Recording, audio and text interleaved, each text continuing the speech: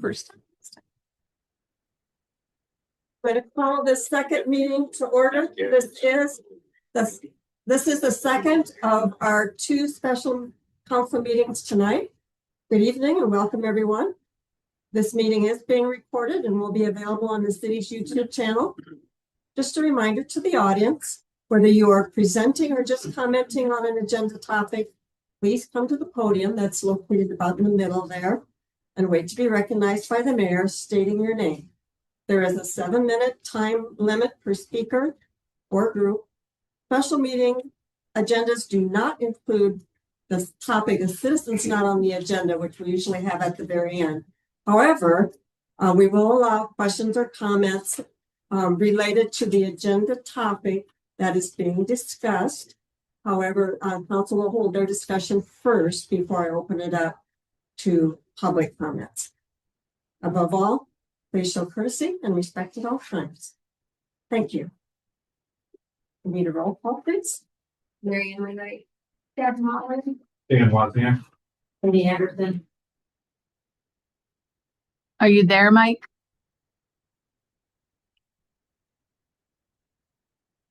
Okay, daily absent.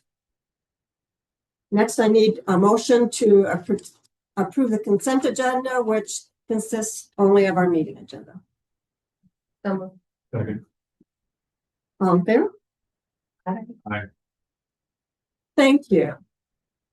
Item number 5, the first topic on our agenda this evening is a presentation by Alliant Energy regarding a proposed gas fuel power plant. So I'll turn the floor over to them.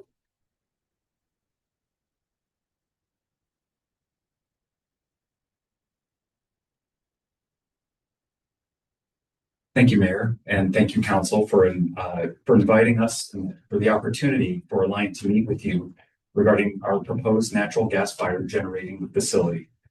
My name is Ben Rogers. I am the Senior Community and Public Affairs Specialist for Alliant for the state of Iowa. And prior to joining Alliant, I served for 16 years on the Lynn County Board of Supervisors, where I experienced firsthand the responsibility local officials carry in balancing current community needs with long-term planning and complex trade-offs.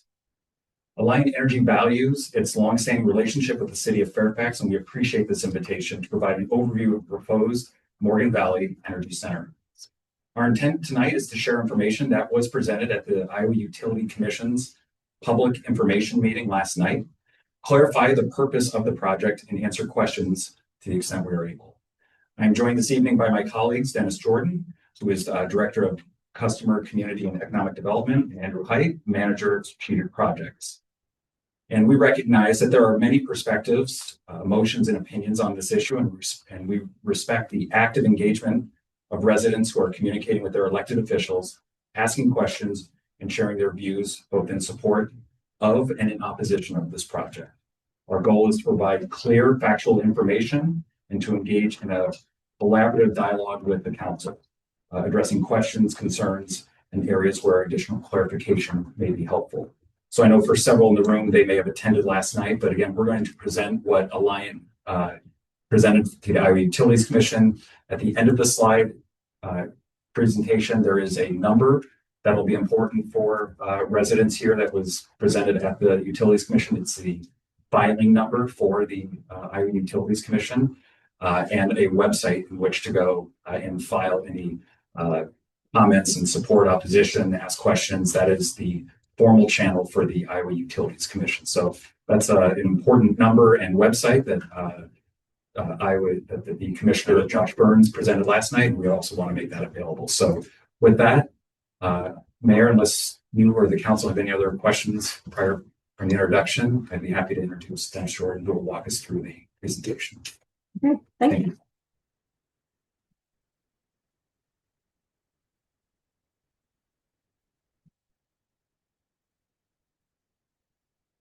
Thank you, Ben. Mayor, Council, thank you for having us this evening. As Ben had mentioned, this is going to be the same presentation that was shared last night. So for those of you that were there, it's going to look very similar. And Partway through the presentation, I'm going to turn it over to Andrew to talk more specifics about the project. I'm going to cover the highlights, a little bit about Alliant Energy, and the overall need. So again, my name is Dennis Jordan. I'm the Director of Customer, Community, and Economic Development for Alliant Energy. I'll leave the path. Next slide, please. I think most everyone in the room is probably familiar with Alliant Energy. We've been doing work in the Cedar Rapids, Iowa area for well over 100 years. And we presently serve over 80 counties in the state. We're proud to call Cedar Rapids home. It's the place of our general office. And throughout Lynn County and beyond, we serve over 500,000 electric customers and close to 225,000 natural gas customers.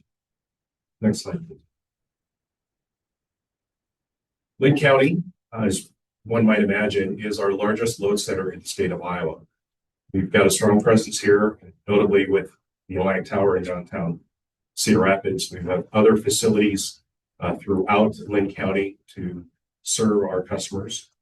We have over 600 employees in the Lynn County area.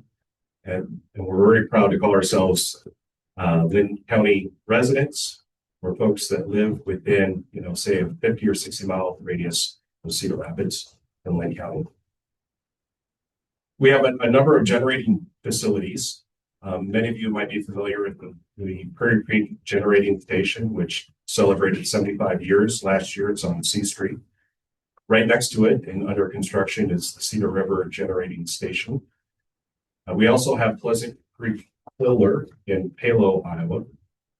And then two other relatively smaller projects, Deer Run Battery Storage and the Cedar Rapids Community Solar Project. Both of those are located between Wilson and 33rd Avenue in Cedar Rapids, Iowa.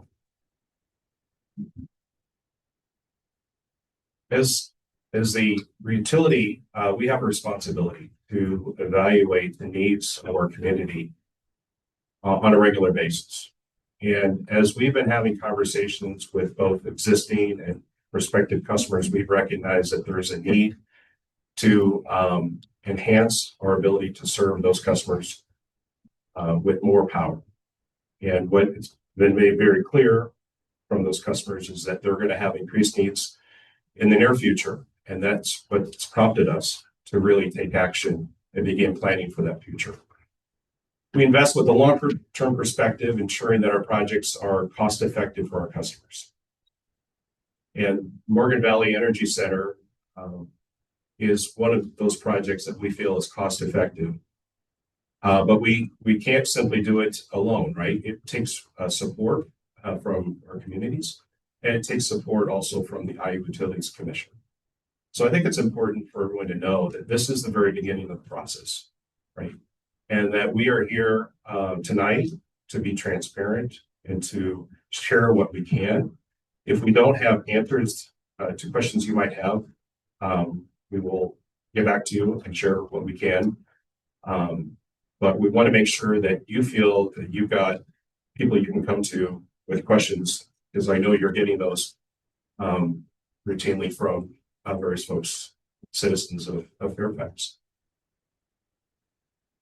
So the Morgan Valley Energy Center is proposed in unincorporated Lynn County and will be a critical resource for our generating fleet. It's going to consist of 3 combustion turbine generators, and each of which would produce approximately 240 megawatts of power. The location of the facility would be just south of Highway 30, near the Lynn-Benton border.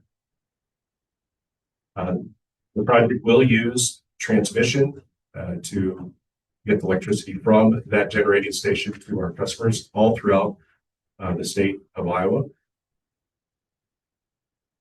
And we are also developing a very similar facility in Marshalltown, Iowa, just down the road, to also assist our customers in their growing needs. Next slide, please. That one's good.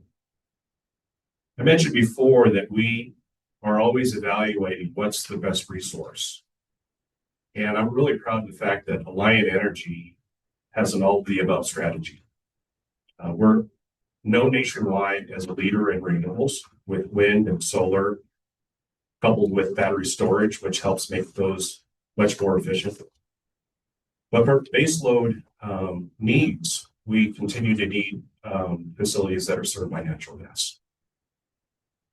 This facility would be capable of operating 24/7. Will be very flexible and allowed to be turned on within a very short period of time as needed. And it's a very efficient facility in terms of how it operates. And one thing that I think is really important to note, it has very low water consumption. Now I'm going to turn it over to Andrew to talk a little bit more about the site selection process. And then we'll have time at the end for questions. So Andrew.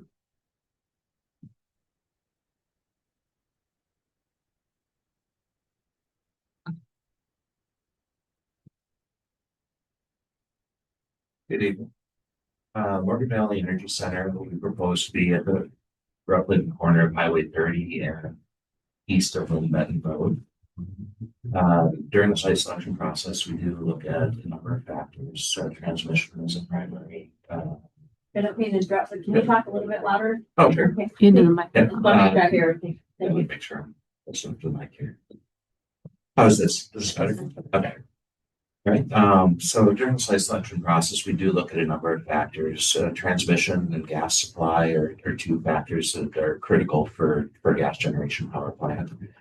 We do have transmission in the immediate area, and we do have we are in negotiations with a number of interstate gas suppliers for a potential pipeline to come to the facility in that area, and we do have gas supply that can support the site. We also look at a number of other factors of just how it'll fit into the local area. We look at infrastructure, current land use. Obviously, you need available land and willing landowners to be able to move forward with the project. And the other aspect of this is it also is close to Alliant Energy's largest load center, which is Cedar Rapids. There's a lot of industry here, and this is our largest electrical load within our service territory. We're committed to design. We're committed to designing the facility in a way that does fit the site as best we can in a responsible manner and minimizes impacts and respects the surrounding community.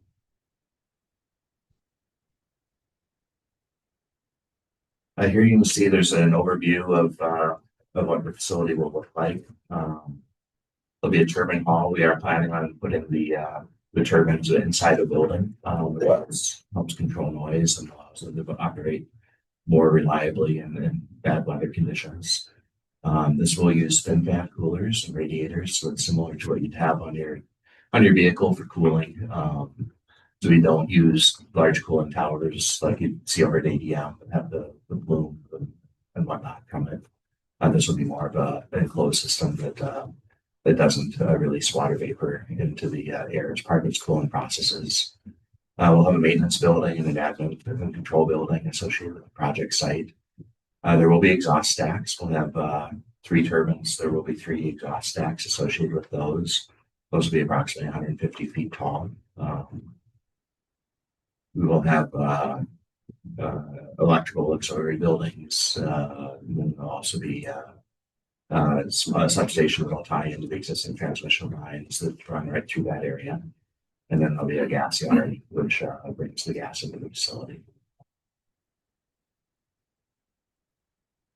As part of the siting process, we do go through environmental reviews. We anticipate no impact to wetland or endangered species. We'll also do cultural surveys within the project site to make sure we're not endangering any cultural resources that are at the area. The facility design will also minimize water, as we mentioned. We're using radiator type cooling on these systems, so there will be a very minimal amount of water used for this project. We are working with, or we will work with Lynn County Public Health as part of the air permitting process. State of Iowa Lynn County is one of the two counties within the state that have their own air monitoring permitting process. So we'll be working with them to get the secure the air permits for the generation facility. And we will meet and exceed all requirements of local and state and federal environmental permits and approvals. From a project standpoint, we're really the process last night kicked off the permitting process for the facility. That's the start of the Utilities Commission process there. That process takes about a year. So concurrently with that, we'll be working on rezoning applications and air permit applications and trying to get everything aligned to start construction in 2027. The project will take approximately 3 years to construct, and the plans will be to have the facility operational in 2030. And as Ben mentioned, that is the IUC docket number, the GCU 2026-0002. That's basically GCU is the generating certificate, the year, and then this is the second filing of the year. Is kind of what that code means. And then that's the website you can go to if you want to log into there and put that number in, and then you can make public comments into that docket, and that'll be part of the record that is reviewed. Thank you. Okay, thank you. I'm next going to open it up to the council for questions for any of the Atlanta personnel that are here this evening. I have questions. They're probably more for Andrew. Maybe this would be more of your thing. Previously, we had kind of talked about this when it was going to be in Fairfax, but I'm assuming some of those things are the same. So your water usage, your daily amount, what is it projected? And are you going to do wells? You're going to use from the river? What is your plan for that? We're still working through the plans for water supply and wastewater in the facility. We've been in discussions with the city of Cedar Rapids, and currently we are talking to them about bringing a pipeline out of the facility, and they would be taking wastewater. As far as water usage, it's quite low for this size of the facility. As a simple cycle system, you know, there's some glycol systems that are used for cooling. We don't use the ones through cooling. What you see is a lot of like the large water tower or cooling towers with evaporating computers. So it's really more closed system type operation. So there'll be some makeup water that goes to that in really warm weather. Sometimes they'll cool the inlet air that comes into the turbines to basically lowers the air density to increase the output of the units so they're more efficient. So there may be some cooling that happens there. There's some water in that case, but that's a relatively small amount. So are you thinking Cedar Rapids river water as opposed to wells? Yeah, it would be coming from City of Cedar Rapids Municipal is what we're trying to do. That's our preferred map.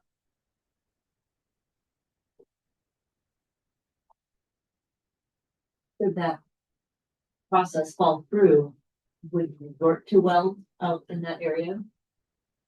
That would be one of the options we would consider. I know previously we talked to the City of Fairfax as a possibility for supplying water. I don't know if that's feasible or not. Obviously, Cedar Rapids does have a pipeline that's relatively close, and looks like that would be a much better fit for the project. It would definitely be a concern for, I believe, our community and outlying communities. Going wells all over the place. Sure, understand. Well, siting wells on the site is really not our preferred option if we can avoid that. What do you do for fire protection? Would you have mutual aid with Lynn County, Cedar Rapids, Fairfax? Have you given that any thought? That hasn't been ironed out yet. I believe looking at what's available on internet resources, I believe that small section of properties, I believe Atkins covers emergency services for that parcel. We'd have to go through discussions with both Lynn County and Benton County what the appropriate emergency response for the size facility would be. Really considered. Council, any more questions before I open it up? I just have a few questions. some of these, like I remember seeing some of you last night. I don't remember seeing you. Sure you were there. But the utilities meeting, it wasn't recorded, so unfortunately for a lot of people that couldn't make it, they don't know, right? But so I did have a few questions, so some of these apologize if they're repetitive to you all. So as far as like studies are concerned, you say in here you don't anticipate impact of wetland, endangered species, cultural resources. What studies have you completed for water, environmental impact, noise, light, traffic for that specific location? Currently, they perform tabletop studies, which are basically the engineers go through the available resources and evaluate if there's any known issues there, but they haven't done field surveys yet. Okay. Is that the same answer as last night? I thought it was no last night. Close enough. But we haven't done surveys. They've done tabletops. They haven't done field surveys. Okay. So was said something along the lines of needing support, right, from everyone, right? Have you conducted any direct outreach to residents in the immediate area of the proposed site? And also specifically, have you reached out to Atkins, which is going to be the closest to the site? No. No. The answer is no. Okay, let the presenter answer. You didn't Yeah. have anybody in Benton County. Okay. Benton County. Public, please let the presenters answer and then we'll open it up to the public a little bit. Thank you. Councilman Wozniak, there were several questions there. What would be the first one? So the first one, as far as outreach to residents in the immediate area. So I guess we just look at like county, let's say, the unincorporated. If I'm not mistaken, I think last year there were phone calls to affected property owners. And certainly, this has also been public in terms of there were opportunities in October in which there was public discussions. The public was notified for both planning and zoning commission meetings in January, February, for board of supervisors meetings in February and March. They had 4 considerations, plus phone call efforts, plus the city of Atkins. I've spoken directly with Mr. Scott Flory, their city admin, who counseled his staff on it, and I believe he and several council members were in attendance last night. I know he couldn't be there the whole time, but we certainly talked before the public notice came out, so that Atkins was aware that this would be in and around that community. But Atkins, appreciate on the county, but Atkins, you're saying they were informed, was it this week or? No, prior to the, I'd have to look at my calendar of when the public notice first went out that there would be a Iowa Utilities Commission meeting held last night. So prior to that notice, we were making sure that stakeholders were aware in case they had any questions. Thank you. So did you all evaluate, and I know you have in here that you're trying to, apologies, you're trying to have a mix of energy. Probably where that's at here, but what alternative energy solutions did you guys identify for that site? Other than a gas plant? Yeah, so we did not evaluate other energy options at that site because the need is for this sort of energy generation, not alternative generation or renewables, such as wind or solar.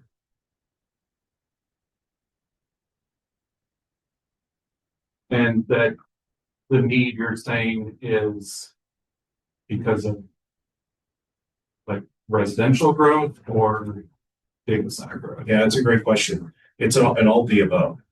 So what we're experiencing with all of our customer classes, residential, commercial, and industrial, is growth. And one of the drivers that we're seeing in the companies looking to locate to Lake County, one of the first questions they ask is, what do you have available for power, and what are your sources of generation, and where are they located? And so we're trying to get ahead of this, right? Knowing that there's a growing need, and as we forecast our growth to be significant over the next 5 years, 50% growth, right? Driven largely by industrial customers of all classes, of all types. And along with that comes commercial and residential growth.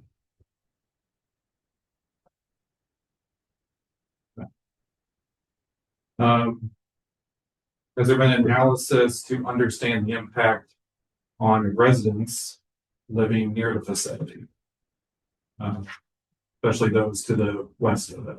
And so what sort of impacts might, Sorry, go ahead. maybe just a clarifying question, what kind of impact are you asking about? Primarily health. Sure. So we work closely with Linn County Public Health, and also the DNR to make sure that we are meeting or exceeding the guidelines that are required for any sort of emissions from a facility like this.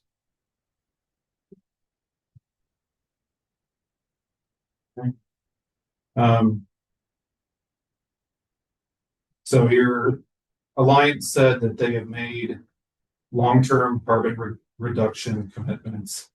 I'm not going to quote your number, it's on your site, right? Sure. But given that, how does a gas plant fit in with those goals? So, yeah, we are committed to reducing our carbon footprint, and we have been very public about that. Notably, what we have seen throughout our fleet has been a massive reduction in coal generation. And that has really helped us come closer to reaching our goals for being good stewards of the environment and making sure that our carbon footprint is lower tomorrow than what it is today.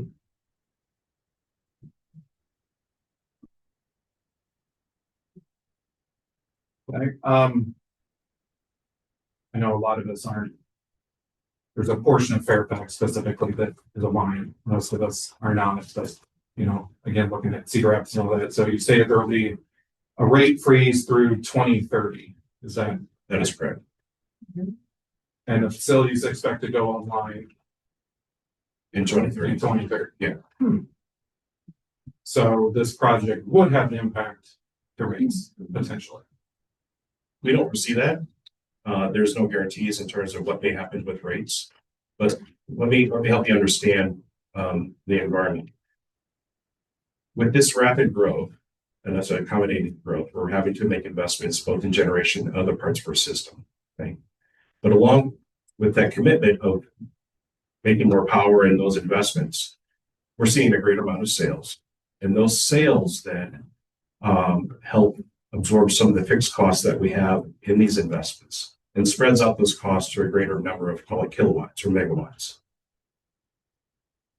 What we forecast is that over the next several years is that we'll be able to offset those investments with the additional sales.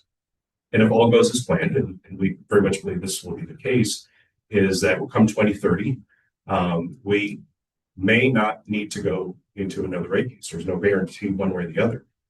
But we're setting ourselves up in a position that we'll be able to keep rates stable in the future. If we otherwise didn't grow, what we would anticipate is that we would have to, at some point, go back in for a rate case and ask for an increase in rates. So I think it's important for all of us to understand, council to understand, is that growth is good, right? And it's our responsibility to manage that growth and do it in a way that doesn't impact customers in a negative way.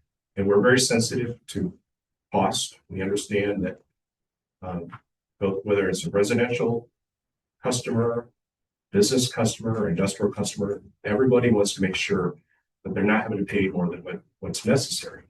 And so we're very keen to that.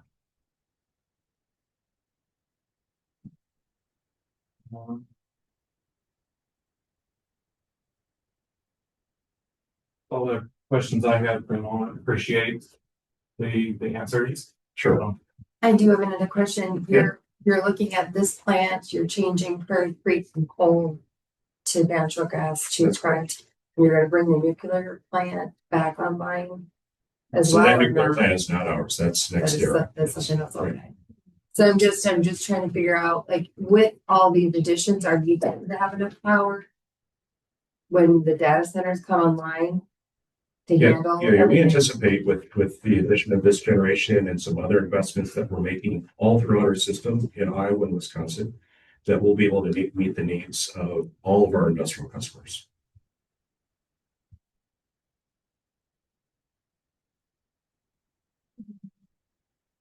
Council?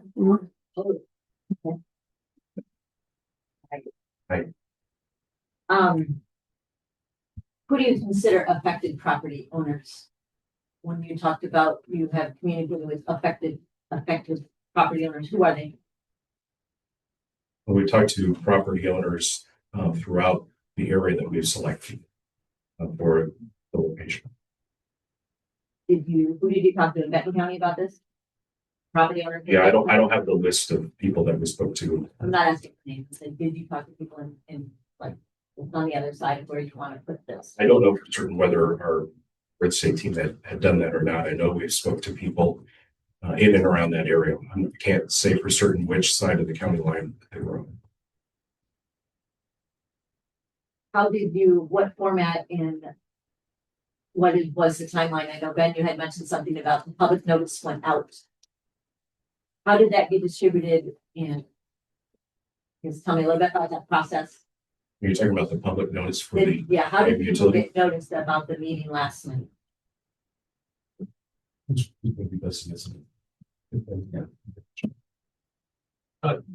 So last night was, again, as Councilman Wozniak mentioned, it was a public meeting. It was not a quorum of the Iowa Utilities Commission, but they required public notice that it was published in the Gazette. I don't remember the date. That is published in the hard copy of the Gazette, and then certainly online and on the Iowa Utility Commission's websites. And then it was certainly published and promoted on social media and others. But that is certainly for local governments like yourself, you have newspapers of record that you have to publish notice. And so that notice was published in the Gazette in the amount of time for which a notice is required. And then again, information was then disseminated through multiple social media channels of multiple interest groups, meaning people for and against, or who have interest in that. So that's how it was disseminated. You mentioned working with Lynn County Public Health. Do you also have intent to work with Benton County Public Health as well? We certainly would not be opposed to working with Benton County Public Health. And I bring this up just because you're proposing this plant directly on the line between the two counties, and I think working with the counties between each other is better than just letting people not have a clue about what's going on in their yards. So I would encourage you definitely to do that. Moment. I also have concerns about the public studies that you're going to be doing, and my concern basically is you've cited a plan, you've talked to people, but you haven't done any of the legwork to make sure that it's actually going to be, the studies will show that this is a great place for that. Sure. That is a concern for me.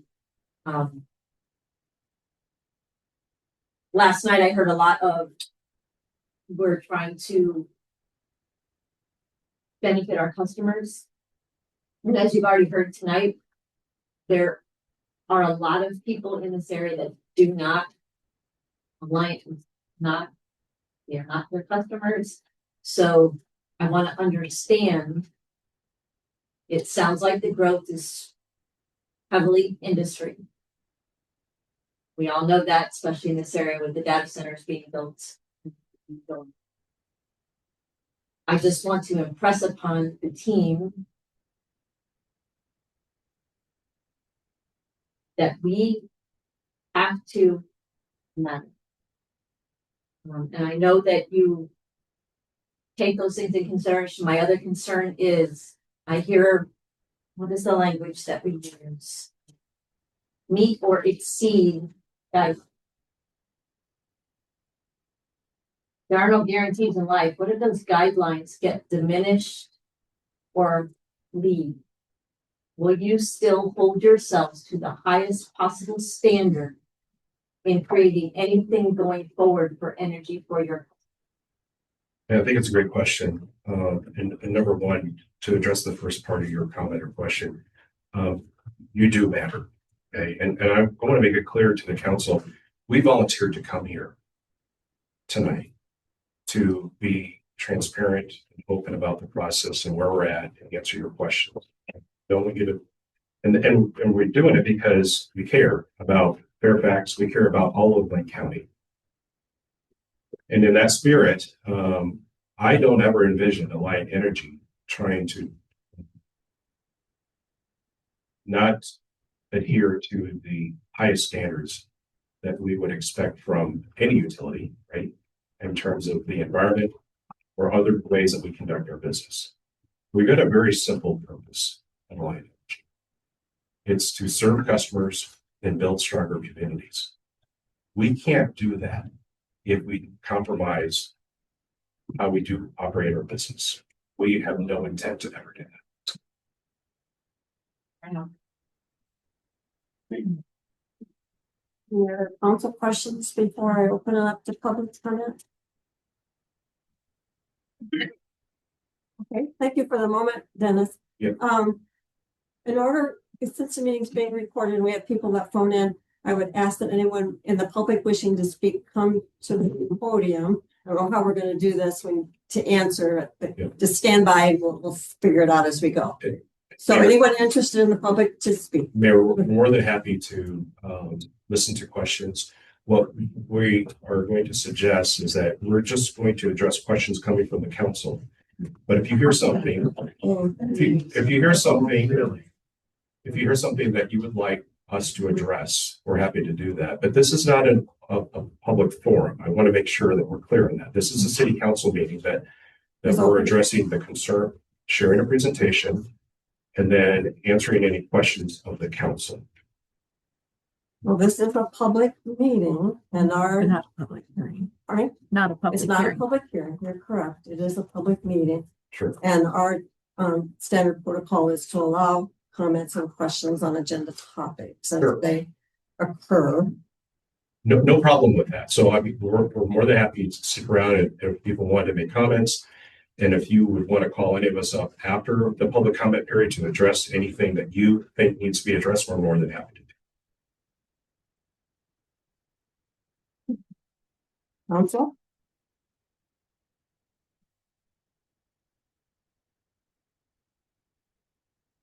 We have a lot of people here that want to be heard. And we don't want to stand in the way of that. Well, that's our option. Why don't we try that and let people voice their concerns? And then we can see if maybe you can address some of those concerns. Sure, that's fair. Yeah. Okay. Just a second, she's gonna want you to go up to the podium and. Yeah. What's that? Right. Anything else? Yeah. Thank you. Okay, so we're Yes. speaking without answering. Is that correct? Yes, so let them Okay. ask the questions and then we can. Okay. Can we go back a couple slides? Would you please identify yourself? Yeah, my name is Mark. I'm representing the family owners, property owners in Benton County. Can you go back a couple of slides, please? With what actually shows the actual We property. need his address. That's what we require. 86 Highway, 73rd Street, Fairfax, which is actually Highway 30, right there. Okay, so very first thing I would like to point out. I heard, I don't know if anyone else heard it, that your company tried to contact local folks about what was going on. The property owners to literally the spot just to the left of, that's the north-south is the Benton-Lynn County line. Those property owners are sitting right there. You never contacted them. So that's your first line. Okay, so let's just start with that. Second of all, I would like to hear a lot more about the amount of water use that you claim is going to be so low. What I have information on, and you feel free to contradict me, is something like 1 million gallons a day for cooling. Also something along the line of some insane amount of natural gas that's going to be used. You're going to need to put in at least a 24 to 36 inch pipeline. That's a high pressure pipeline. This is not the kind of pipeline everybody has going to their house. This is a high pressure pipeline. And sometimes you don't hear about those blowing up, but that's that. The amount of CO2 that's going to be generated also is in the range of something like an insane amount.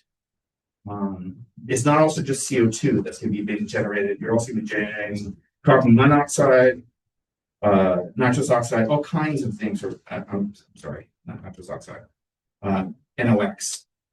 So I would like to hear a whole lot more about actual numbers. If you guys have done these studies, you also have a plant, I believe they talked about in Marshalltown. Is that correct? That's going to be exactly the same, almost the same amount of output, if I'm not mistaken. If you could please comment on those numbers, because you're already building it. So you must have some idea what those numbers are actually going to be. But I'm particularly concerned about water usage, because I can tell you, if you do try to drill wells there, there's not a lot of water, and you can steal all their water. That's what you're going to do. So first of all, I would love to hear about how you did such a great job contacting the locals when you didn't even contact the people across the street. Thank you very much. Okay. Thank you. Anyone else like to speak? Again, you're commenting, but with no response at this point in time. Anyone else? Can I talk? You'll come to the podium, please. My name is Sonia. I live on Lynn Benton Road also, and I'm on the Benton County side, and I will reiterate, you did not contact me. I didn't get a letter. I didn't get a phone call. And for you to go through public notice and social media and Gazette, it is literally a mile down the road from me, and I got nothing. Nothing. That is just rude. Okay. As far as your guidelines and the DNR tests, will those be made public, or is that just going to be something that is filed with the Iowa or the Iowa Utilities Commission? Can we, the people, see those tests and those studies? Okay, they're not responding to your question. I'm sorry. Keep going. They're making notes. I'm sure I have lots of other things. The road. So again, you really need to be in contact with Benton County. The Lynn Benton Road is shared with Benton County. Benton County does maintain from, I believe, highway, I think it's all the way to Palo, all the way down to West Cemetery. They are in charge of that road. It's really rude to not contact them and expect them to continue to pick up that maintenance there. That is a very bad high traffic area, especially to try and get on that road in the morning. Highway 30 is very, very busy, and I think you are creating an accident waiting to just happen. I think that's it. I think that's it. Okay, thank you. Thank you. Thank you. Anyone else? Okay, please come to the podium Have them and give their identify yourself. address. Okay. My name is Kristen. I don't usually speak, so Kristen, but I live can you at tell us your address, please? Kristen? 3364 74th Street Drive. We are on the Benton side. We are 1.2 miles away. We have kids. We were not notified. I know last night somebody said something about like the smog. I don't know if you drove down there when there's fog out. Like that is the worst place I've ever seen fog in my entire life. Like, are you telling me that's not going to sit in our area and like put all of our lives at risk? We have well water. I love my well water. We moved from Cedar Rapids to be in the country, to have a beautiful place. We were fortunate enough to get our little piece of heaven, you know, and you guys are going to put this up. Our kids live there. you know? What are you gonna do about our safety? Why were we not notified? 1.2 miles, like, do you guys have kids? That is super scary. That's all I got. Thank you. Anyone else? Looks great. The line is forming. Go ahead. Sorry. I just question, information. Sorry. Sure, identify yourself, please. Jay Griffith, 115 Driftwood Lane. Probably know me by my Christmas lights. So like my question is, I guess, like everybody's saying, the vicinity, how close it is to residents. I was always understood that you had to be a certain distance away from like housing developments, or maybe not a certain dwelling, but developments. And is that like city limits? Can it be city limits? Can that be changed? If we're rezoning areas, why can't that be changed from a development right outside of town to the edge of town, the city limits? Would that then move that out further and you are not able to build in that location? Jay, I could answer that question for you. Yes, ma'am. Allow me. The Lynn County Board of Supervisors just passed the fourth reading of an ordinance for gas fuel power plants within the unincorporated area Okay. of Lynn County. They do have a setback requirement of 2.25 miles from our residentially zoned properties. Okay. There is also, however, an opportunity on an individual case basis to allow up to a 50% reduction by exception only. What's that exception in this case? The property would have to file for an exception. Okay. So they just passed the fourth reading on Monday, so that is now in effect. Okay. So then, in this case, as these folks are saying, their property values are likely going to drop because of this. Not only if they feel like selling, who's going to want to move into that place? Would any of you gentlemen buy that location and live there with your family? Would, Okay. Yeah, and then we can kind of go toward the sickness that people are aware of or worried about. If I gave you one of those houses, if one of these individuals gave you one of those houses, would you move in with your family? Would you live there with your family, your grandchildren? Likely not, because you're aware of certain situations that could happen. We don't know that it will, but we don't know that it won't. So that's my question to you is, how can we put people through this wholeheartedly and not knowing what we're doing? You know, you could be putting something right on top of these people's location or properties and hurting them in the end and not helping them. yeah. Thank you. Next. Good evening. I'm Julie Pike. I live at 1405 Chucklewood Drive in Heights.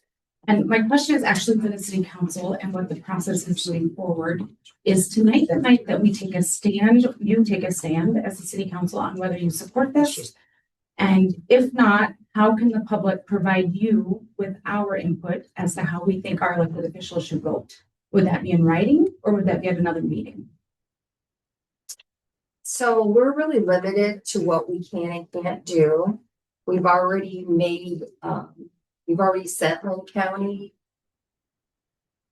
that A resolution a against resolution their saying we setback. were against their setback rules for this. We wanted them stricter. We wanted them to we fight city appreciate limits, that. not And just. they chose to not do anything with that. Okay. So, unfortunately, we can voice or do things like that, but we can't really, We have no authority. we have no can't stop authority them. here. Right, we Yeah. can't stop them, but the Yeah. city could voice our opposition, correct? The city councilors. Yeah, so basically at this point, we're trying to keep them as far away from Right. our city limits as we can. Yes. And they've already, initially, I think that setback was going to be 25%. They've changed it where it could be up to 50%, which would make that 1.1 miles. Right. So, at this point, the people that you really need to be is the Utilities Commission. Right. And Lynn County, because they are the ones that have the ultimate say. And so from the meeting last night, we need to reference the docket number from the website and submit our comments to them as individual property owners. Thank you. Yeah, and to reinforce what Councilmember Wainwright just said, Lynn County Board of Supervisors will be the one that approves any rezoning requests based off of recommendations from their planning and zoning board. And thank you for having me tonight. Thank you. Anyone else? Okay. I'm Mark Wooding from 171 Ridgeview Drive. I had a lot of questions, but I understand you guys aren't going to answer them. That's fine. Let me help you guys out. I got over 25 years in the nuclear industry. 15 of them are out of Twin Arnold, out the contractor. Then I decided I wanted to branch off, so I did DC Cook in Michigan. I did Point Beach and Kewanee in Wisconsin. I did Monticello up in Minnesota. My suggestion to you guys is, when you have meetings like this, bring people with you that can answer these people's questions. Bring your engineering department, bring your chemistry department, bring your environmental department. You got them people, bring them. You used to own Dwayne Arnold until you sold it to FPL. So you got the resources. Bring your people here to these meetings so they can answer these people's questions. It's last night, a lot of good questions were asked. They had no answers. That's all I got. Thank you, sir. Okay. I was in the piping industry, Mike, Sir, 3220 75th Street, Darway. what was your name, sir? Mike, Vicinius. I was in the piping industry for 40 years. I attended meetings for pre-construction, pre-job meetings. Last night's meeting had the least amount of knowledge I ever heard in any pre-construction, pre-job.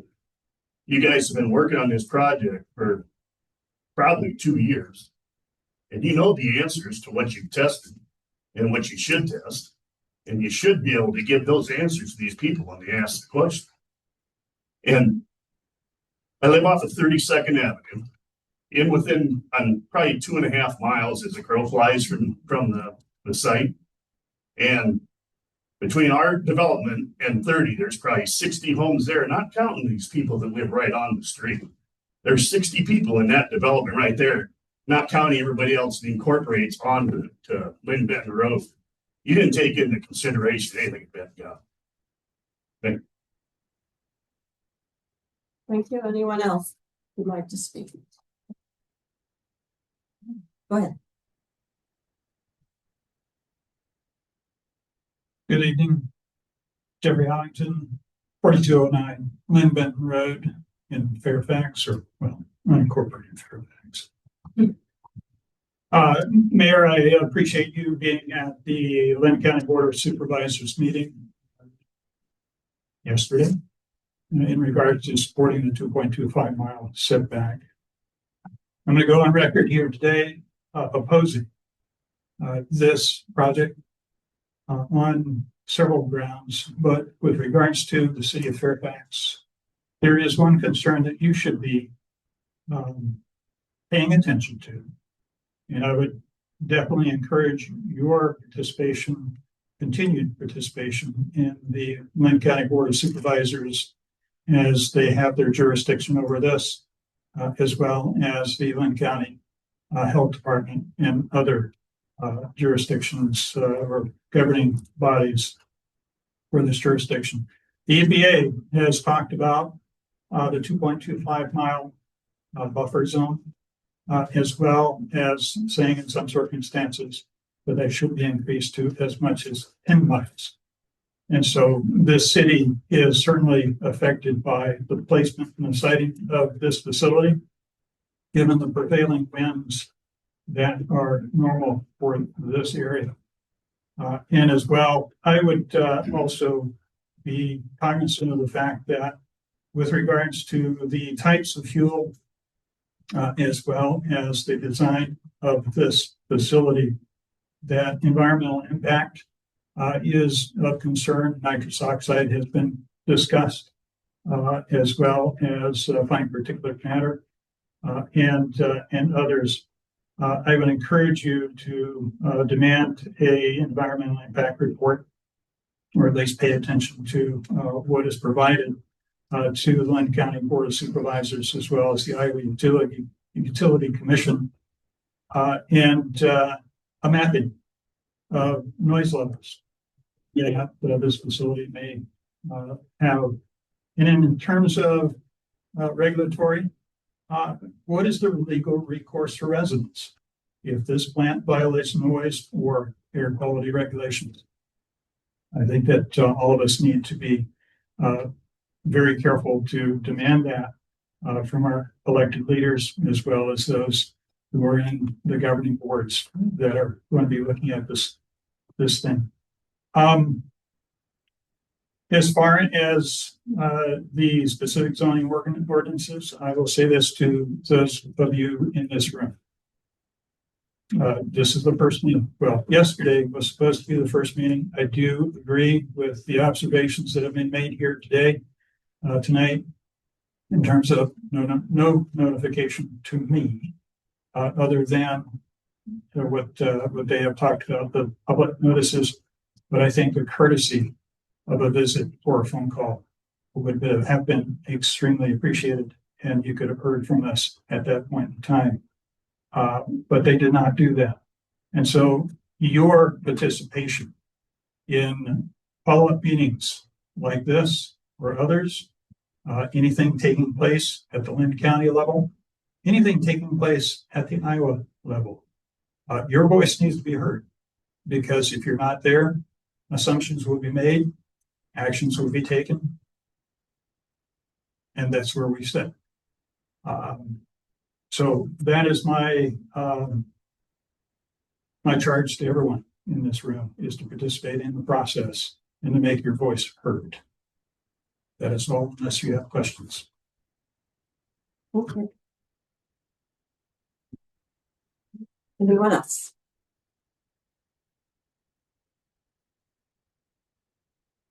Rob Hirsch at 3388 73rd Street, rural Fairfax. We're right on Highway 30. We're a quarter mile from where this monstrosity is going to go. I just have some notes, just some blather. It's time for me to vent a little bit. Throughout my history, personal and business experience, Alliant is one of the most inept organizations I've ever worked with. This process just reiterates that. I am an Alliant customer, reluctantly. I've always wanted to be a Lynn County RAC customer, but the service territories didn't work out that way. But even though I'm an Alliant customer, every time I hit the light switch, I'm always kind of a little surprised that the lights come. I'll just do it that way. This location and the location they have taken in Fairfax are literally, I think, the worst locations they could have ever chosen. If they're just going by transmission, I don't understand why they're just limiting themselves to Lynn County. Why not go to Timbuktu? Or Ron Corbett from Cedar Rapids was adamant on this. Why don't we stick this in his backyard if he's so adamant on this stuff? So I don't understand why you're putting it in my front yard. Why don't you just stick it in somebody else's front yard in Cedar Rapids?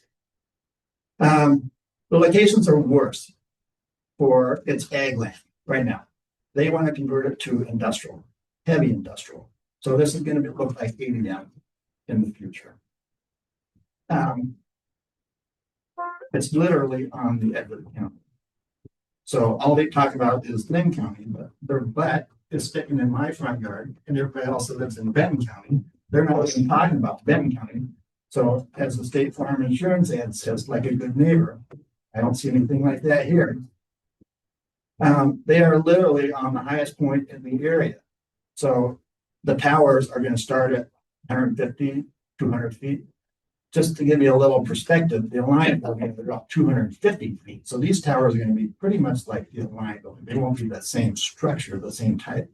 But that sucker is going to be lit up like a Christmas tree, highest point. We're going to see that thing from miles and miles and miles and miles away. For the citizens of the city of Fairfax, this is probably a worse location than the one we had chosen, the one directly in your backyard. Because it's upwind, prevailing winds upwind from you guys, you're gonna be covered with this stuff for the rest of your lives. This is in the Morgan Creek watershed. This is upstream from all the efforts of the Cedar Rapids water well that they've been touting on nitrates in the water and all that stuff. This is directly right in that watershed that goes right directly into the Cedar Rapids wells.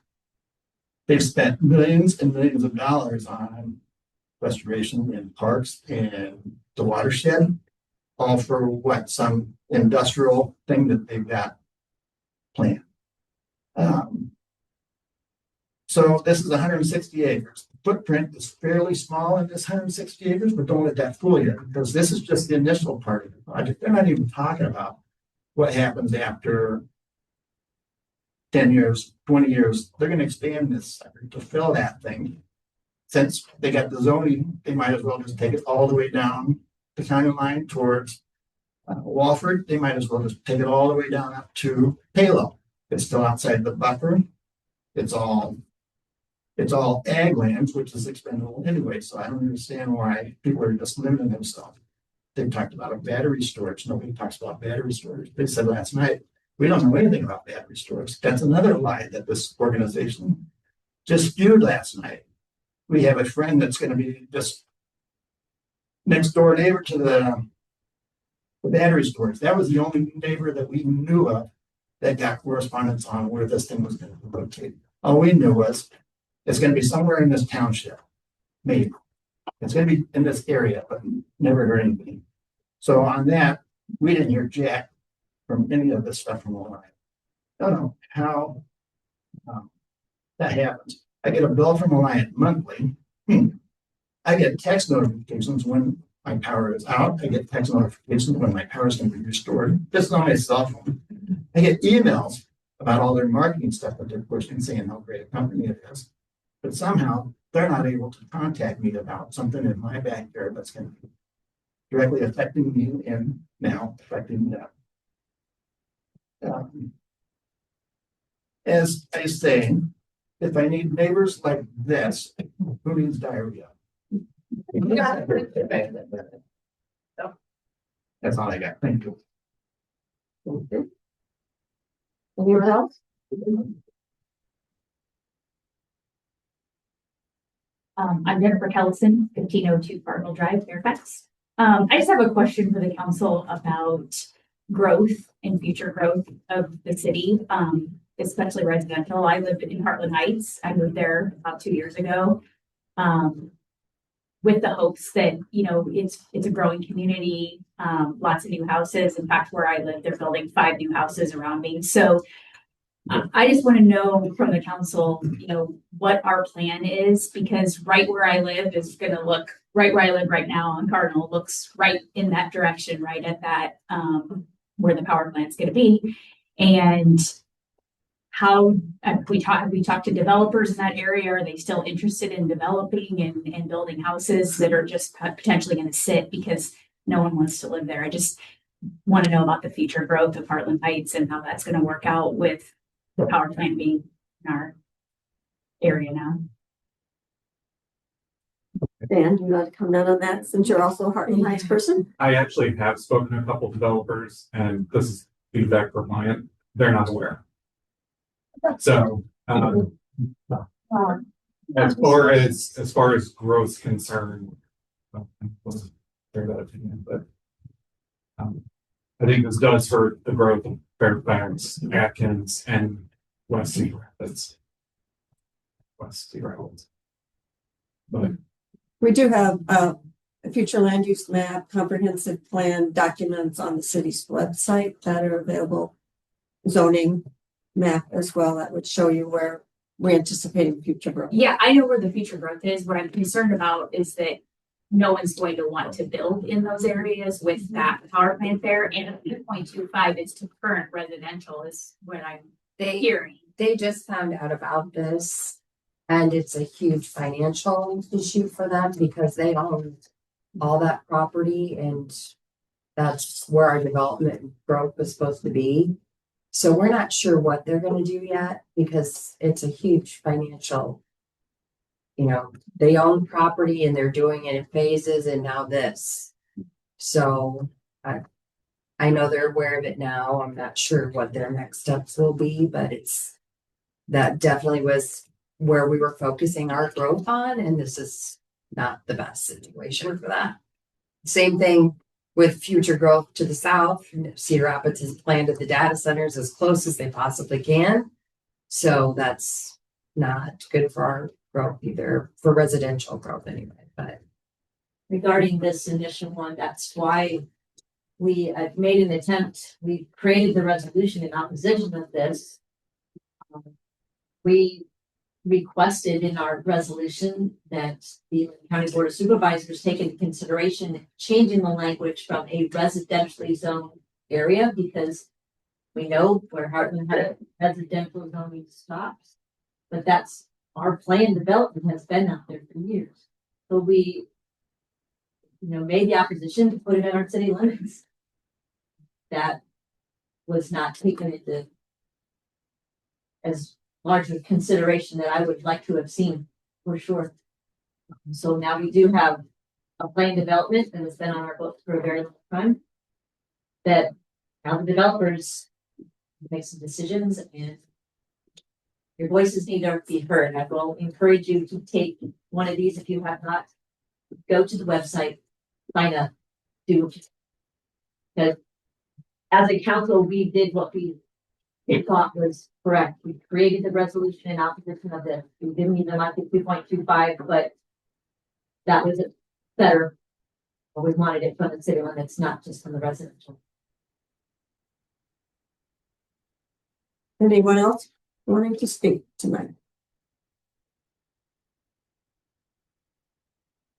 Hello, my name is Jane Shear. I reside at 3388 73rd Street, which is almost the closest residence to this new facility. So needless to say, I agree with everyone, their perspective, and I'm against this project. First off, a couple things. I keep hearing transparency from Alliant. There has been no transparency in this project. You seem to be keeping things under wrap on purpose. And which has been very disheartening. And we about had a heart attack last night when we found out the location. And we're still, I'm going to look into some sleeping pills or something because it's very stressful. For some reason, Alliant and Lynn County thinks that all the impacts stop at Lynn Mountain Road. I mean, I'm really concerned too about the environmental impact studies and the health studies. How big of an area are you going to cover? Because the impact goes for miles and miles. I've looked at studies that say you shouldn't live within 10 miles. I mean, people are getting cancer from this, and it's been documented. And I just encourage everybody to go out and get educated more about this. And we have some half sheets that we put together. We put together a Facebook page for people, an email to correspond. We're just trying to get people together, one place to communicate with ideas, thoughts, concerns. And the biggest part of this too is to make sure people are educated and get help so they can electronically submit their concerns through the Iowa Utilities Commission. So we're here to help with that in any way we can. So we're just trying to pull everybody together. And we'll try to have some meeting dates out there so you can get them on your calendar to go to the supervisor meetings and things. But it's a feeling that Lynn County's just in it for them, and it's all money. I mean, the whole thing about you quote unquote, we respect the surrounding area, unquote. You never mentioned once about the people at all. And I mean, there are a lot of good points made about that. So thanks for listening and thanks for the council for having this meeting tonight. Thank you. Anyone else?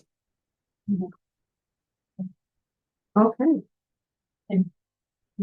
So. Can I- Sorry. My name's John Lee. I live at 2510 Cicely Grove Road.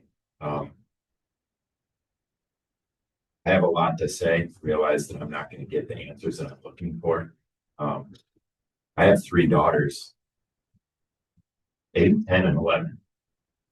They can get up from my dinner table and walk to the location that this is going to be built without crossing a road. And I was not notified, like everyone, like, I don't even know why I'm saying this, right?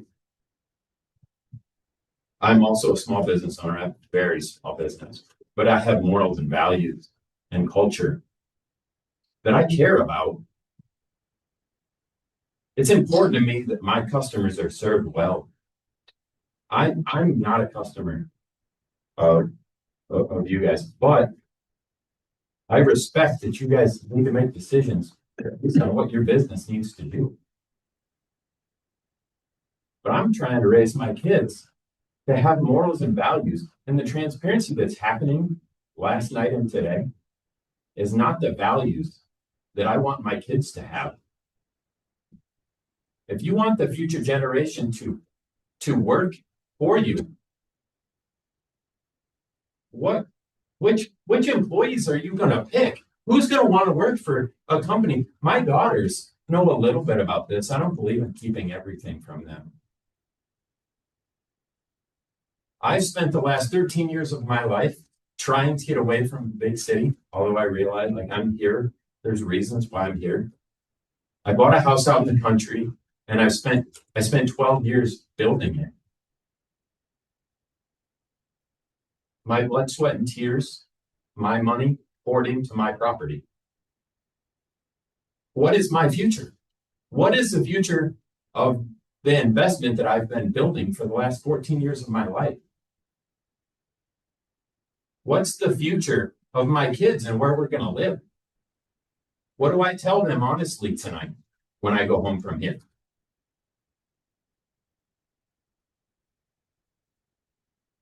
Well, you guys you run a giant business. Probably, well, yes, I don't know what I'm speaking out of line here. Lynn County and their regulations and their ability to manage these kind of things, I don't know very much about. But there's a good chance that you guys and your business are bigger than that. And you guys come in here and you say that you're going to adhere to Lynn County's regulations and DNR regulations. If you guys are such a big companies, you guys should be setting the standards and helping them figure out how healthy we need to be. If I live there after this is built, what studies are there on children that grow up next to these? If you have children and sons, would you want my daughter to bear their children, or would you worry about the health of your grandchildren? Because I don't see any studies that are helping me understand what's going on and what happens within a quarter mile of these places and a half a mile of these places, because that's where my children live. Why are there not studies? Why would you guys announce this without bringing that information to people like us?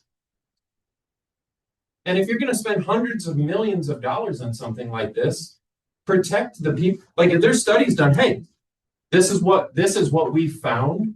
We're worried about this, so this is what we're going to do.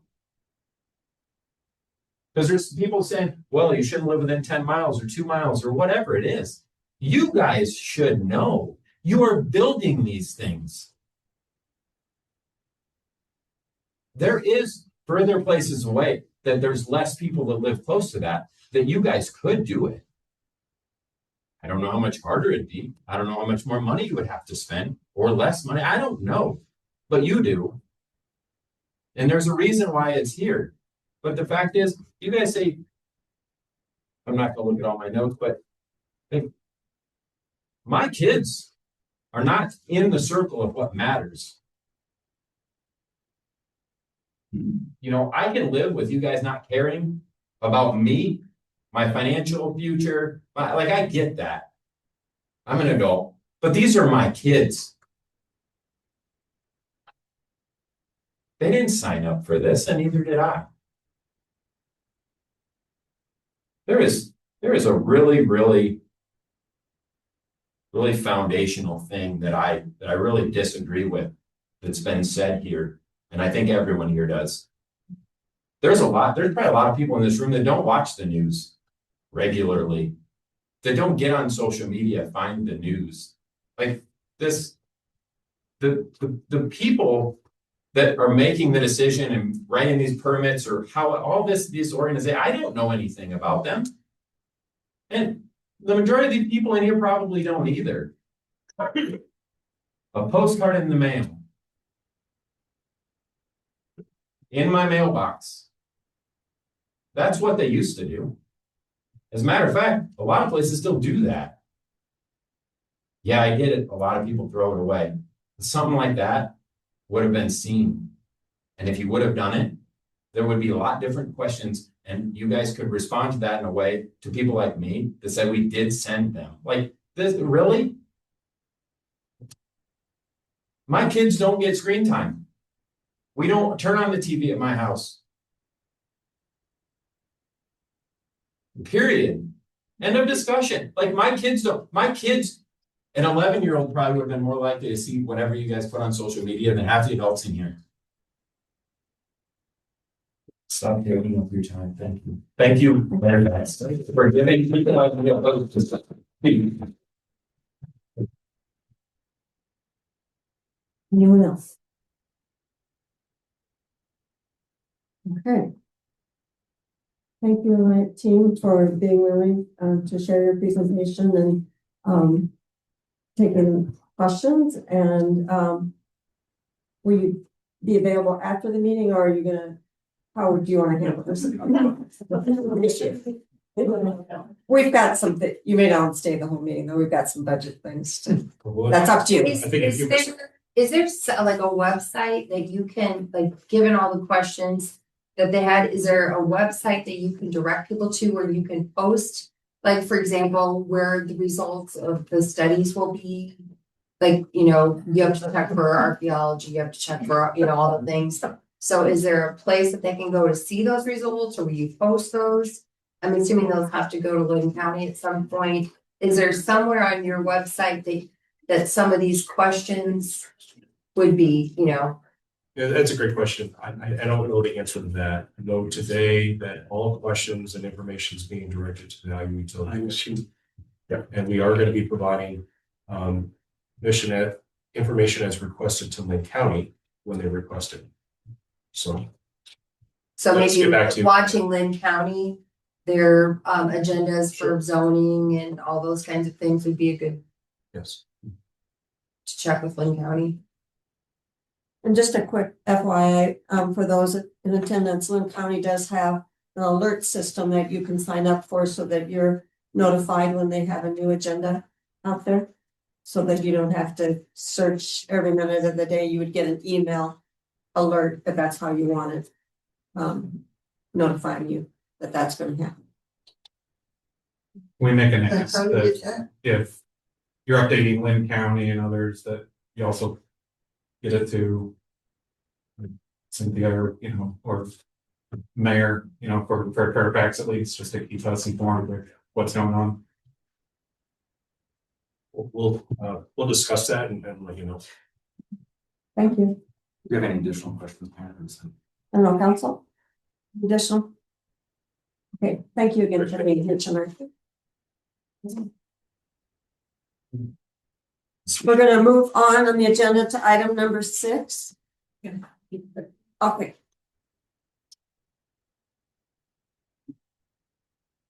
You need a pause to reestablish technical connections, that we're gonna, item number 6 is about the Williamsville Boulevard over at Brian. Yeah. Right. So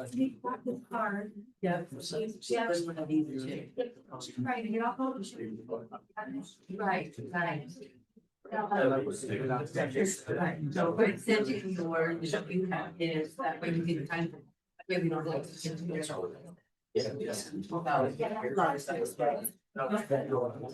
Yeah, thank you.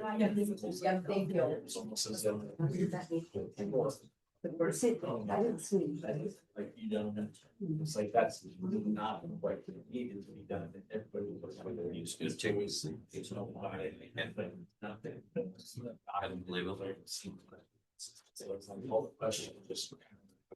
Back to the. Maybe we should say there's no shelter on that. Could I ask that any side conversations go out in the hallway? Thank you. So we put that first. All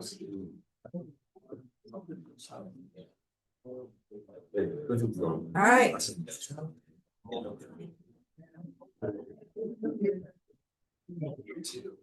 Feels like it. We'll wait till Councilmember Anderson returns. Well, not sure what happened. Here she comes. No one's getting into the cold. All right, Okay. Brian. This is what we discussed at the last council meeting, the continuation of the overlay project to the railroad tracks on Southview. This is their official estimate for our part, which is obviously way less than what I guessed, but I didn't have any numbers to go up, so I did the best I could, but $90 would be high. So where does this go exactly from? Is it the south side of the intersection up to the railroad tracks? It's the north side, so they were gonna go through the intersection no matter what and stop. And then this This would is take it from there up to the south side of the railroad track. Yes, Seems pretty recent. yes. Almost like I wasn't going going in front of my shop. So, and this is just getting the official okay, to My make sure that everything's good to go, and I can let them know. We have, the culvert on site, so we're ready for that part, whenever they're ready to shut her down, we'll jump in there and do our part. Is that part of why there's a road closed thing right there in Southview? What is That was speed bumps installed today, this for the set? so. That'll go see that again on the next report, but yeah, we put the speed bumps in today on Southview. We're gonna move the, radar sign over to Church Street or, Fairfax Road. I'm not sure which one we landed on. We have one or two. We're gonna have one there. We have one on Lynn Street and I have one on order that's coming, and we'll put it in both directions on Church and Fairfax down that loop. So there'll be one in both directions. So Monitor that and then rotate them every just to kind of see whatever. we need to do, yep. Okay. Yeah, So you'll update us at the next council meeting on that. That's the Yes. agenda topic. they've downloaded one of them today and somebody went 59 miles an hour on Main Street, so. Okay, back to the Williams Boulevard project. which So we is need our a agenda motion. topic. Just to clarify, Brian, sorry, the 24/7, that does not include the culvert work, right? That does not. So I'll make a motion to approve this. Second. All in favor? Aye. Aye. Mike, ever rejoin? Mike? I didn't hear anybody else come on.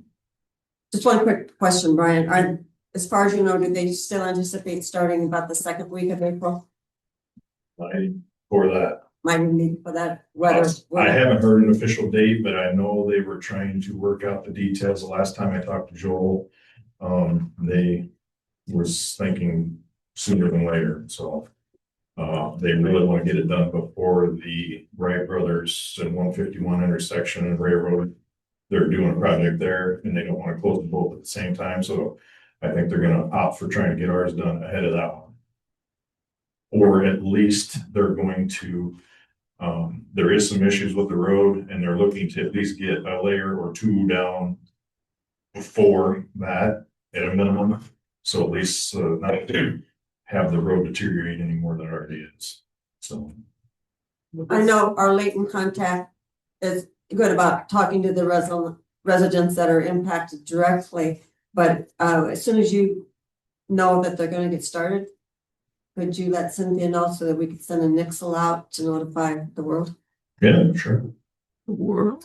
The world, yes. Yeah, whoever signed up. Or whoever signed up, whichever is smaller. Yes. Right, thank you, Brian. I got the next one. You got the next one too? Item number 7, discussion of possible motion concerning a purchase order from Hayes Electric for the fire station project. Yes, that was intended to be on the last council and it's, or whatever, it didn't make it in there, so Cynthia put it in there just to get it through. That's the remaining, the electrical stuff for the fire station addition. And that'll be fine. That's fine. For that portion, I think EIB should be either done or close to done with their part. I know that. I think they're done. We've paid them the full contract. And then the only thing that's left is the paving outside. We're doing that. Yeah, a little start on that. So.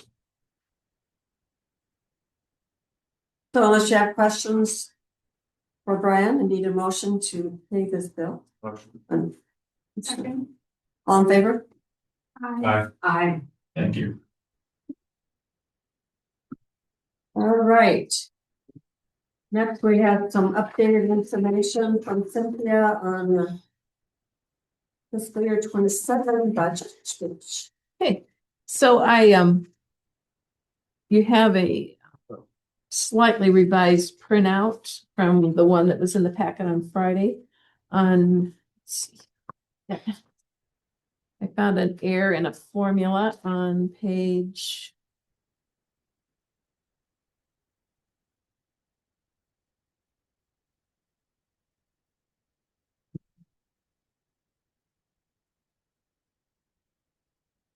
On page 6, the total TIF revenues, that is a changed number, and it was just a formula. The lines above it did not change. It's just that wasn't totally incorrect. So that's a correction needed on the version we have now or the prior version? Your prior version. I think your version, does it say 1536050? Yes, okay. That's the correct number. But yours does still have another error that I caught at 5:15 today, and I did not want to reprint everything. Find it.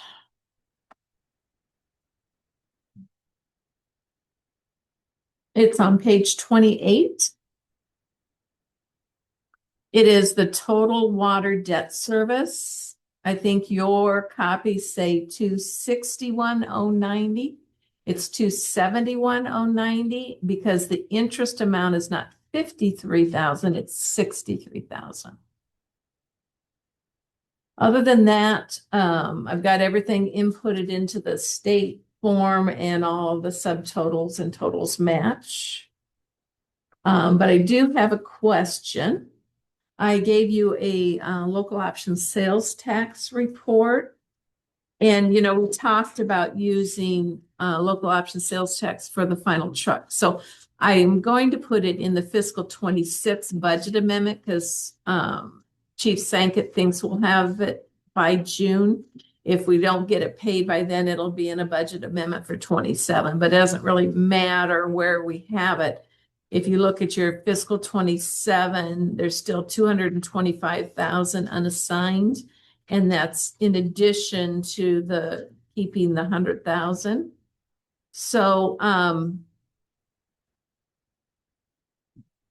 wondering if you have ideas. I did a quick fund expense report versus revenues and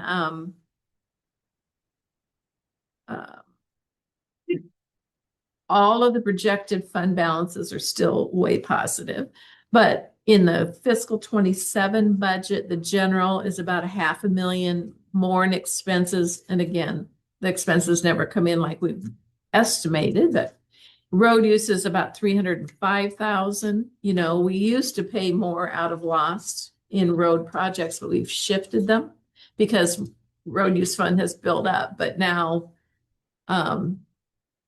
in fiscal 27 budget, you have quite a bit coming out of road use. So water and sewer, they're a little negative because of projects, but you really shouldn't be, I mean, you can, but you really shouldn't be using lost for utilities because the fees are supposed to pay for that. So you can leave it like it is and then decide once you get into the new fiscal year, see how things actually come out. And if you decide you have a project you want to amend for, or you can have me shift some things to come out of lost rather than road use or general now and get it into the budget. Could you give us an updated loss report? Yeah, was it in the packet? It's in the tags. Okay. Yeah. Right. Okay.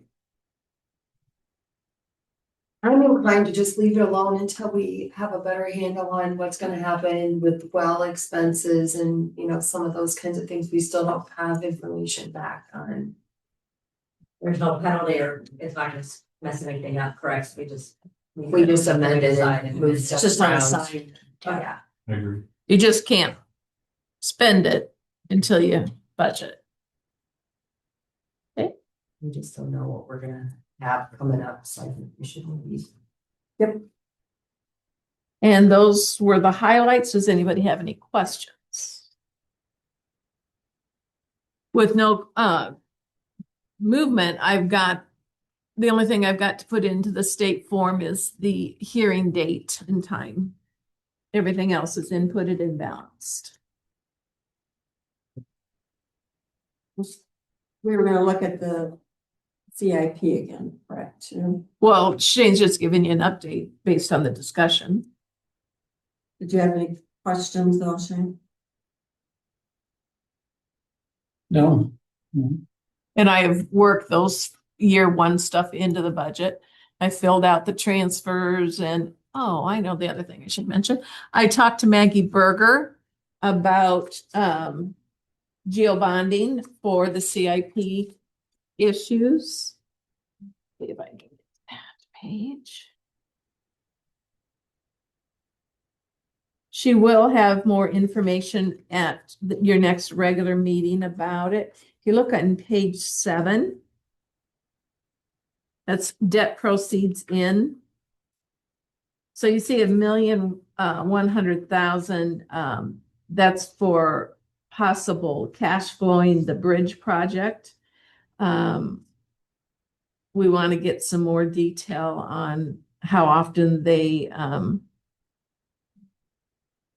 reimburse the city, you know, if we have to go through it all and then get all of it, or if it's timely. That next number is SRF.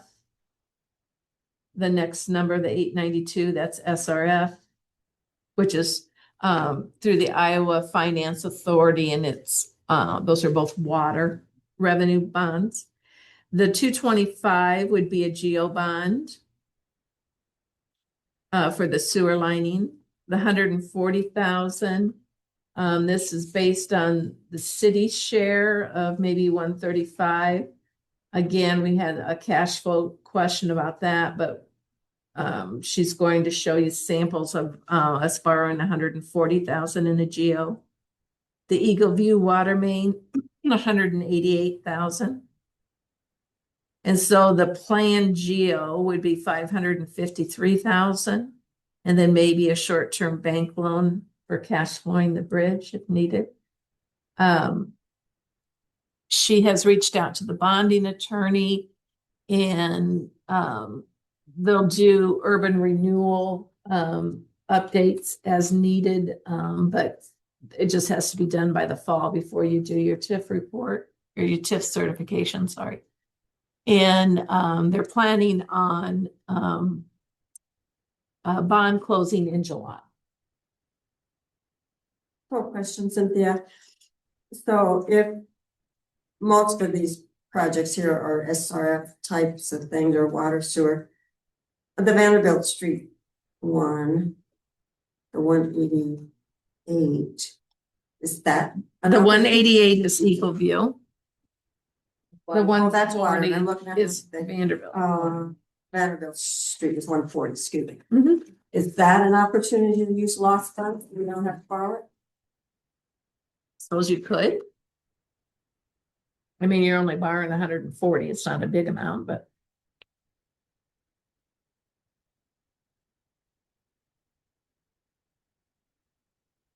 we could get the geo down to closer to just an even $500,000. It'd be nice. That's the only one that I spot that is related to water or sewer. And Maggie's gonna have estimates based on the 553 to pay it back in 10 years, 12 years, or 15 years. Because it's a smaller one, she thought you might not want to take it clear to 15.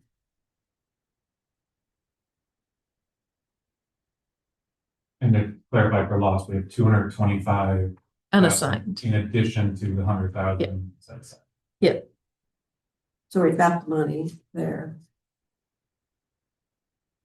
Or you might borrow that and use the 225 to cash flow in case, because that 140 is just, yeah. Well, for that project, because the city shares, half 140, but there's 80% of the project, I don't know how cash flow will work for that project. Between the IDOT and railroad money. Get more information from her. Put that stuff aside, saying Megan's gonna look at the numbers and She's going to give you payment schedules for the 553 and time frame. She doesn't know about the reimbursement schedules. Yeah, we don't know if that could take a month or it could take them a year. You don't know if it has to go through DOT and the railroad. It could be. Yeah, so do we have to pay the whole 678? I think the city's funding is actually through the railroad. And it varies in talking with the DOT rep that oversees this funding. He says it varies from railroad to railroad, and if they reimburse you monthly or if they wait till the end of the project. And some of that cost is not 100% reimbursable. So I mean, there's just a lot of unknowns with that. So that's not the city share through the railroad. The railroad share that they're 20%. That's how that would work. Are you asking? No, you said the city share was through the railroad. The city has to, yeah, the city doesn't pay the DOT, the city has to pay. I think the city pays for the project and then the reimbursement gets funded through the railroad or to the city. So the city may not get reimbursed until the end. Right. But it'd be their share, not our share. But it shouldn't take that. I mean, it's not a huge project. It shouldn't take long, but it's the UP Railroad, so. I mean, it could take us, It's just dragging it out till we can actually do it. And their share is 20% like our share, right? Right. So if we had to cash flow their 140, maybe you'd want to borrow our 140 and use your loss to cash flow their share until you get reimbursed. Okay. Anything else? Nope. Let me just point out.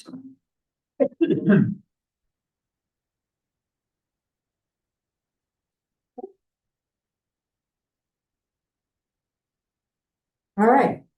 Don't hear any more questions on the budget updates. Then we need to set a date for the public hearing to adopt our budget. So that would be April 14th. At our April 14th regular council meeting. Council, we consider a resolution to set that date of April 14th for the public hearing. So moved. Second. Need a roll call, please, Cindy? Aye. Aye. Aye. Thank you.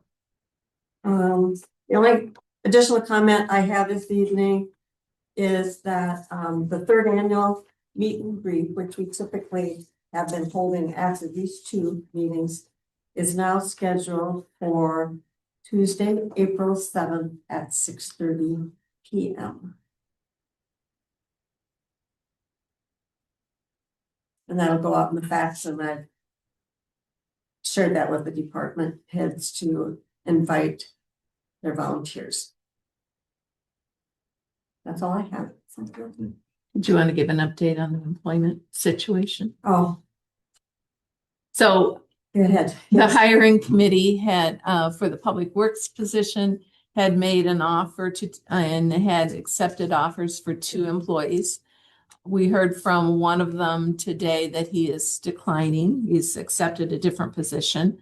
So we have 1 hired for 2 available positions. And the committee just found this out this afternoon, so they haven't met to see what they want to do. And the clerk's hiring committee, we have received 89 applications. Well. 3 with Iowa city clerk experience. All the committee members have reviewed them now, and I was sending out an email about like how many suggestions from the committee members, who they would like to interview and when we can get those scheduled. Okay. We'll entertain a motion to adjourn. Motion. Second. All in favor? Aye. Aye. That was all over that. My golly. Well,